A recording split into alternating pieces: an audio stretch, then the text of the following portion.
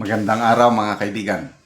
Bigyan natin ng opinion, reaction itong article sa Manila Bulletin, published June 23. Frasco floats self as a speakership contender after joining PBBM trip by Ellison Kismorio. Cebu 5th District Representative Vincent Frasco is positioning himself as a contender for the House Speakership in the upcoming 20th Congress on the basis of supposed strong rapport with President Marcos. So ito na, nakahanap na ng katapat ang Speaker Martin Romualdez. Kasi matatandaan natin mga a month ago, nagbigay ng statement si Congressman Duke Frasco na hindi niya susuportahan ang speakership ni Congressman Romualdez sa 28th Congress. So ito ngayon, nagpapayag siya na lalabanan niya dahil malakas daw siya kay PBBM dahil sumama siya sa biyahe ni PBBM sa Osaka, Japan. Ayos ah.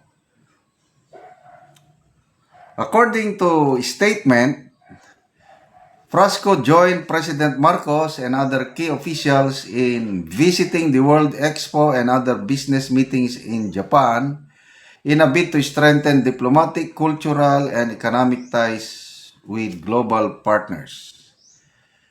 The high-profile visit underscores the strong rapport between President Marcos and Deputy Speaker Frasco, a rising figure in Congress, now being considered among those being floated for the speakership in the upcoming 28th Congress, read the statement. In the backdrop of all this is Frasco's recent criticism of the leadership of the House of Representatives under Speaker Martin Romualdez of the 19th Congress. Frasco has claimed that there was frustration in the House and that it should do better. Okay, so ang nangyari sa pag-criticize ni Congressman Frasco sa Speaker of the House, yung sarili niyang partido, National Unity Party ba yun? National Unity Party, wala. Sinibak siya. Wala na siyang, I don't know anong partido niya ngayon. So, ano ba ito? Is it good news?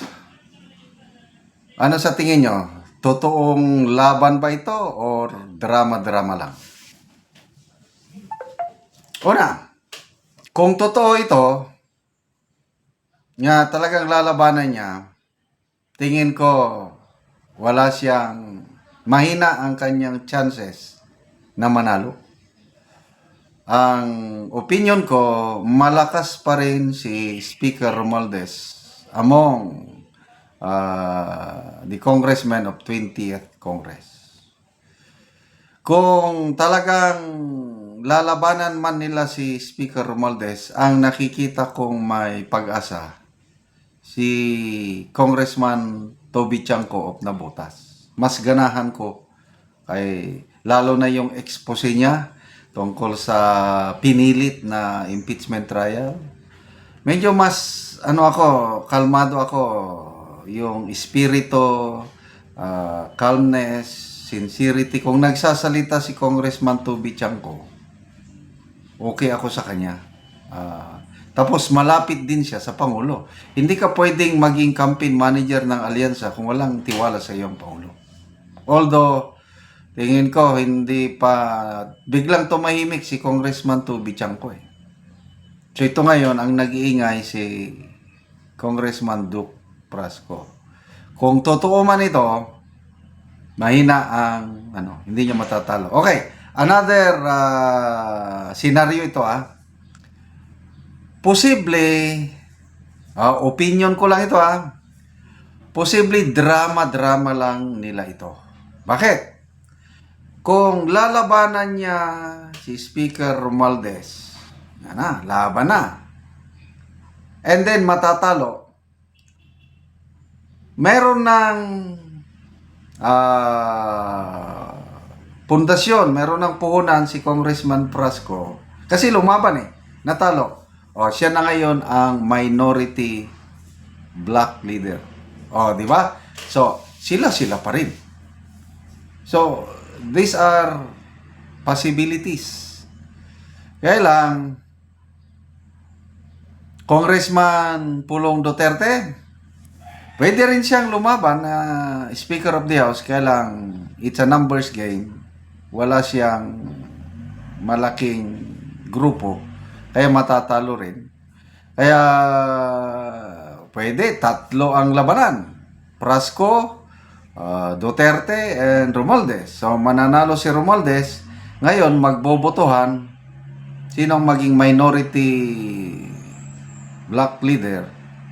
So, labanan, Duterte and Frasco. So, yun po ang mga senaryo na Magbasa lang tayo sa mga comments, Tingnan natin. Kasi,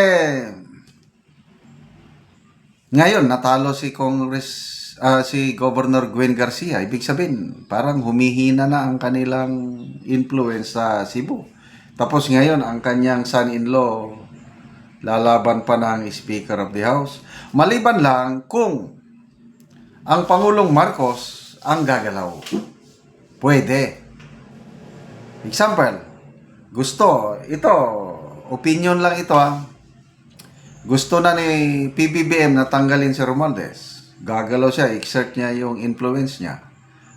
Gusto niyang i-oppose si Frasco or si Toby Chanco. Ayan, pwede. Kagaya ng ginawa noon ni Mayor Inday Sara pa. Ayaw na nila kay Alvarez. Bigla sila, natanggal siya. Surprise move yun, biglang umupo Congresswoman Gloria Macapagal Arroyo as Speaker of the House.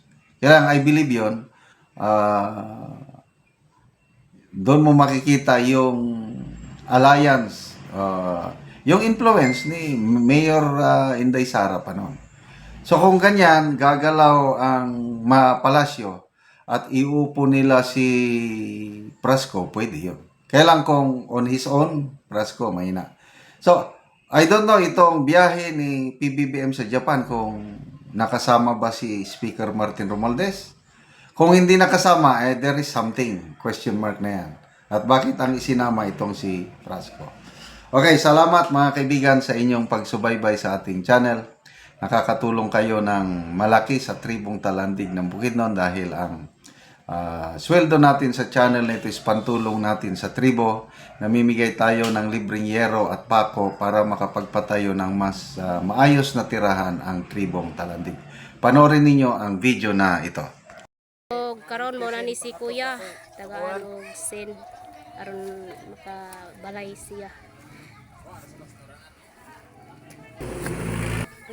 Salamat sa agihan nga sen. Hindi na gid kumaulanan.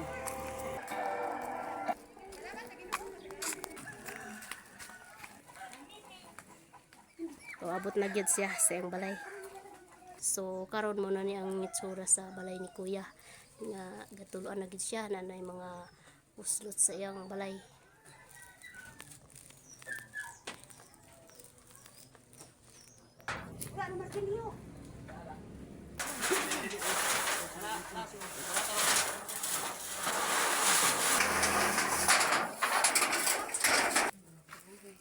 So mag-atop na gyud si Kuya karon.